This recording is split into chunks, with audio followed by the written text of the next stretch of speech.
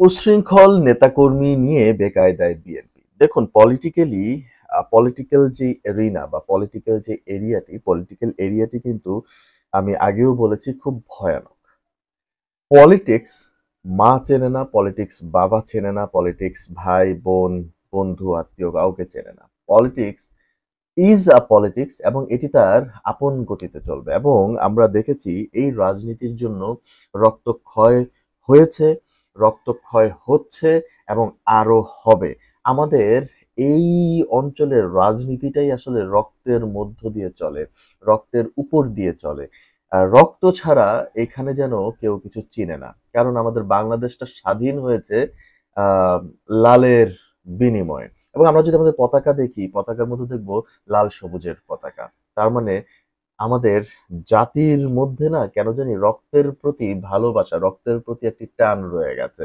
আমরা চাইলেও এই রক্ত খেলার থেকে কেন জানি উঠতে পারছি না।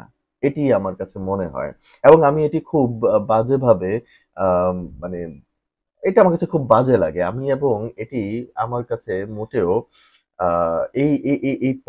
এই পলিসিটা আমার কাছে মোটেও ভালো লাগে না। আমার কাছে মনে হয় যে সুস্থ রাজনীতি যদি ফিরিয়ে আনা যেত, কিংবা আমরা যদি শান্তিতে বসবাস করতে পারতাম, ক্ষতিটা কি হতো? কেন? কি ক্ষতি হয়ে যেত? আমার কাছে আসলে বোধগম্য নয় যে আসলে রাজনীতিটা কেন বাংলাদেশের আ এত কালো কেন? আমার কাছে এটা আসে না। তবে এর মধ্যে যেটি হয়েছে যে উচ্ছৃঙ্খল নেতাকর্মী নিয়ে বেকায়দায় বিএনপি। তো এই লালের মধ্যেই কিন্তু আম আ লুকিয়ে আছে বিএনপির বেকায়দা। দেখুন দর্শক, আপনার বিএনপি যেই পরিকল্পনা নিয়ে সামনে এগোতে চাইছে, সেই পরিকল্পনাগুলোকে কিন্তু নস্যাৎ করে দিচ্ছে। একদম শেষ করে দিচ্ছে তার নেতাকর্মীরা। এবং এটি নিয়ে কিন্তু কেন্দ্রীয় পর্যায়ে তারা খুবই আম বিব্রত হয়ে পড়েছেন এবং দলের কর্মকাণ্ডের জন্য কিন্তু এই সকল উচ্ছৃঙ্খল নেতাকর্মীদের নিয়ে বিএনপি যেমন বেকায়দায় পড়েছে এবং সেই নেতাকর্মীরাই কিন্তু এখন বিএনপির গলার কাঁটা হয়ে দাঁড়িয়েছে। এখন কোনোভাবে তাদেরকে কন্ট্রোল করা যাচ্ছে না। রিপোর্টটি যদি আপনারা দেখেন, এই রিপোর্টের মাধ্যমেই কিন্তু বুঝা যাচ্ছে যে বিএনপি কি পরিমাণ বেকায়দায় পড়েছে। এবং আমি আমার আগের এপিসোডেও একটি কথা বলেছিলাম যে ভারতের একটি কন্টিনিউ পরিকল্পনা তো রয়েই গেছে বাংলাদেশকে নিয়ে, এবং কিভাবে বিএনপিকে অস্থিতিশীল করা যায়। এবং এমনও অবস্থা হয়েছে যে এখন আ একমাত্র বিএনপির বাহিরে যদি কোনো সেফ জায়গা থাকে পলিটিক্যাল, সেটি হচ্ছে জামাত। এবং জামাতকে ঘিরে কিন্তু বাংলাদেশে একটি নতুন রাজনীতি তৈরি হচ্ছে। এবং এই রাজনীতিটাকে আমি মনে করছি জামাত আ আ তাদের সেই পাত্র হবে না। জামাত চেষ্টা করবে যে somehow আম ওই ফাঁদে যেন তারা পা না দেয়। জামাতের উচিত হবে এই মুহূর্তে একটি শক্ত পলিটিক্যাল রাইভাল হয়ে ওঠা এবং তাদের চিন্তা করা যে তারা কিভাবে একটা শক্ত বিরোধী দল হবে সেটি নিয়ে পরিকল্পনা করা। এই পুরো সিনের মধ্যে আমরা বিএনপি জামাত করছি ঠিকই, কিন্তু আমরা ভুলে যাচ্ছি এখনো মানে বিএনপি এবং জামাতের পরে কিন্তু জাতীয় পার্টি নামক কিন্তু একটা দল রয়েছে। এবং এরই মধ্যে এত সমীকরণের মধ্যে যখন তারেক রহমান এবং তার দলের নেতাকর্মীরা আটকে রয়েছে, ঠিক সেই মুহূর্তে হায়ানার মতো হয়ে উঠেছে বিএনপির নেতাকর্মীরা। তারা যেভাবে পাচ্ছে দখলদারি করে যাচ্ছে। বিভিন্ন পরিচয়ে চাঁদাবাজি সহ অন্যায় অ কর্মকাণ্ডের অভিযোগ উঠছে। একের পর এক অভিযোগ উঠছে তাদের বিরুদ্ধে। দীর্ঘ প্রায় ১.৫ যুগ পর হাসিনার মানে পতন হলে অনেকেই ক্ষোভ প্রকাশ করেন। তবে যাদের বিরুদ্ধে অভিযোগ উঠেছে তারা অনেকেই হাইব্রিড এবং দলে অনুপ্রবেশকারী।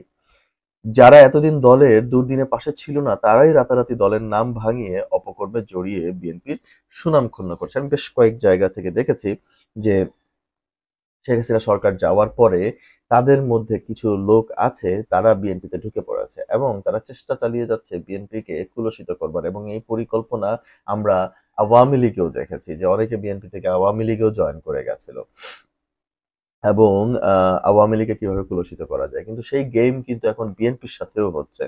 আমরা দেখতে পাচ্ছি যে বিএনপিতেও অনেক অনুপ্রবেশকারী ঢুকে গেছে এবং তারা কিন্তু আ ব অনবরত বিএনপির নাম ভাঙিয়ে আ আ দুর্নীতি করে যাচ্ছে, চাঁদাবাজি করে যাচ্ছে। আমরা যদি দেখি যে আপনার মুন্সিগঞ্জ লৌহজং-এ আপনার একটি ঘাট দখল করেছিল যে আওয়ামী লীগের নেতাকর্মীরা, সেটি এখন জাস্ট বিএনপির নেতাকর্মীরা দখল করে নিয়েছে। তারপর আমরা দেখতে পাচ্ছি যে বিএনপির নাম ভাঙিয়ে বিভিন্ন অফিস, আদালত, মাল্টিন্যাশনাল গ্রুপ অফ কোম্পানিজ এ গিয়ে তারেক রহমানের নাম ভাঙিয়ে সামহাউ তারা চাঁদাবাজি শুরু করে দিয়েছে। সো এই ধরনের আ অপকর্মগুলো কোনোভাবেই বিএনপি নিতে পারছে না। বিএনপি কিন্তু ঘোষণা দিয়েছে যে, আপনারা যেখানে পাবেন ধরে পুলিশের হাতে তুলে দিবেন। এবং বিএনপি নিজেও ডজন খানেক, ডজন খানেক হবে না, শতখানেকের উপরে নেতাকর্মীদের বহিষ্কার করে দিয়েছেন দল থেকে। তো এমন অবস্থায় বিএনপি কিন্তু মোটামুটি একটু টালমাটাল হয়ে গেছেন। উনি কিন্তু আ ডিরেক্ট আপনার যদি দেখি আমরা আমি গতকালকেও একটি এপিসোড করেছি যে আ তারেক রহমানের কথা অমান্য করছে অনেকে। এখন তারেক রহমানের কথা অমান্য করে তারেক রহমানের এতবার বলার পরেও তারা নেতাকর্মীরা শুনছে না। তার মানে এখানে কোনো একটি ঘাটতি রয়ে গেছে এবং সেই ঘাটতিটি কি সেটি বিএনপিকেই অনুসন্ধান করে বের করতে হবে। বিএনপির এক অঙ্গ সংগঠনের আ বিএনপির বিএনপি এর আ কয়েকজন শীর্ষ নেতা, অঙ্গ সংগঠনের শীর্ষ নেতা শেখ হাসিনা বলেন, আ শেখ হাসিনা পতনের পর দেশের পরিস্থিতি এমন অবস্থানে গেছে যে দলীয় নেতাকর্মীদের সামলানো যাচ্ছে না। এ নিয়ে দলের শীর্ষ নেতৃত্ব বিব্রত। দলের ভারপ্রাপ্ত চেয়ারম্যান তারেক রহমানের নির্দেশে এ পর্যন্ত শতাধিক নেতাকর্মীকে বিএনপি ও অঙ্গ সহযোগী সংগঠন থেকে বহিষ্কার করা হয়েছে। অনেক নেতাকে কারণ দর্শাও নোটিশ দেয়া হয়েছে। আর এর আগে তো বিএনপি আ আ মহাসচিব মির্জা ফখরুল কিন্তু বলেছেন, যদি কোথাও কেউ বিএনপির নাম ভাঙিয়ে চাঁদাবাজি করতে চায়, তাকে ধরে পুলিশ বা সেনাবাহিনীতে তুলে দিবেন। এদিকে তো মনে করেন তৃণমূল বটেই, কেন্দ্রীয় নেতারাও মানছে না দলীয় শৃঙ্খলা। দলের নীতি নির্ধারকদের করা হুঁশিয়ারি ও নির্দেশনার পরও থামছে না অপকর্ম।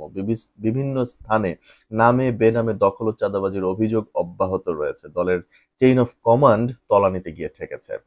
সুনির্দিষ্ট অভিযোগের ভিত্তিতে দলের গৃহীত সিদ্ধান্ত অনুযায়ী গত রোববার রাতে চট্টগ্রামের যে ঘটনাটি এসালমের গাড়ি, সেটি নিয়ে আমি কথা বলেছি এবং কি কারণে আপনার যেমন হচ্ছে চট্টগ্রাম দক্ষিণ জেলা বিএনপির সাবেক আহ্বায়ক আবু সুফিয়ান, ১ম যুগ্ম আহ্বায়ক মোহাম্মদ এনামুল হক এনাম ও আহ্বায়ক কমিটির সদস্য এস এম মামুন মিয়াকে কিন্তু অলরেডি তাদের পদ স্থগিত করা হয়েছে।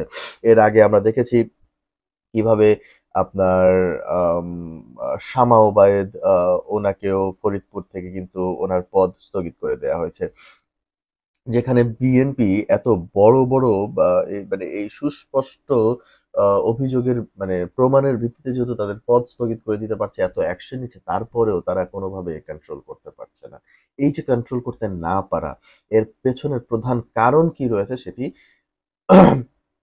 বিএনপিকে বুঝতে হবে এবং এত বছর তারা ভাবছে যে তারাও দুর্নীতি করে পয়সাকড়ির মালিক হয়ে যাবে। আসলে দুর্নীতি করে পয়সাকড়ির মালিক হলে যে কি হয় সেটির পরিণাম আমরা গত আওয়ামী লীগের নেতাকর্মীদেরকে দেখে কেন শিক্ষা নিতে পারছি না, এটি আমাদের বুঝতে হবে। আমরা কেন পারছি না? ডেফিনিটলি শিক্ষাগত যোগ্যতায় সমস্যা রয়েছে। ডেফিনিটলি আমার কাছে মনে হচ্ছে তারাও দুর্নীতির একটি অংশ হতে যাচ্ছে। তাদেরও মামা, চাচা, দাদা এরকম কেউ আছে যারা অতীতের সরকারের সাথে যোগসূত্র রয়েছে। তো সবকিছু মিলিয়ে আমার কাছে মনে হচ্ছে এখনো আ বিএনপি কেন্দ্রীয় নেতাকর্মী, এখানে কিন্তু এই রিপোর্টটিতে কিন্তু বিএনপি কেন্দ্রীয় নেতারাও কিন্তু না, কেন্দ্রীয় নেতাদের কথাও কিন্তু উঠে এসছে। আমি গতকালকেও একটি কথা বলেছিলাম। দেখুন, আমি যে কথাগুলো বলছি যে গতকালকেও আমার কাছে অভিযোগ এসছিল বেশ কিছু যে কেন্দ্রীয় নেতারাও কিন্তু জড়িয়ে পড়ছে আ দু দুর্নীতির মধ্যে এবং তারা কিন্তু চাঁদাবাজিতে জড়িয়ে পড়েছে। এবং ঠিক আজকেই কালবেলার এই রিপোর্টটি কিন্তু বলছে ক্লিয়ার করে দিচ্ছে যে এখানে দলীয় কেন্দ্রীয় নেতাকর্মীরা আছে এবং কেন্দ্রীয় নেতাকর্মীরাও হাইকমান্ড মানছে না এবং মানে আ সবকিছু চেইন অফ কমান্ড একদম তলানিতে গিয়ে ঠেকেছে। এমন অবস্থায় যে কেন্দ্রীয় নেতারাই যেখানে মানছে না সেখানে বিএনপি তার আহ, আহ, দলীয় শৃঙ্খলা ফেরানোর জন্য কি কি করতে পারে সেটি বিএনপিকে ভাবতে হবে। তবে আমার কাছে মনে হচ্ছে এই মুহূর্তে বিএনপির উচিত হবে অতি দ্রুততম সময়ের মধ্যে আহ, আহ, চেষ্টা তদবির করা, তারেক রহমানের মামলা সবকিছু খালাস করে দিয়ে তারেক রহমানকে মানে আহ, আহ, অতি শীঘ্রই বাংলাদেশে ফিরিয়ে আনা। কারণ বাংলাদেশের সবার মানে সবার সকলের মামলাই কিন্তু শেষ হয়ে যাচ্ছে এবং আহ, সবাই একটা স্পেস পাচ্ছে, ব্রিদিং স্পেস পাচ্ছে। তো আমার কাছে মনে হয় যে এই দ্রুততম সময়ের মধ্যে তারেক রহমানের এই মামলাটি খালাস করে তারেক রহমানকে দেশে ফিরিয়ে আনা এবং দলের শৃঙ্খলার নিয়ে কাজ করা এবং দলের শৃঙ্খলা আবার ফিরিয়ে আনা, এটি মনে হয় অনেকটুকু সাহায্য করবে। দূর থেকে সোশ্যাল মিডিয়া বা মানে স্কাইপের মাধ্যমে নেতা কর্মীদের সাথে মিটিং করা, এটি আসলে খুব বেশি সুখকর হবে বলে আমার কাছে মনে হচ্ছে না। ধন্যবাদ।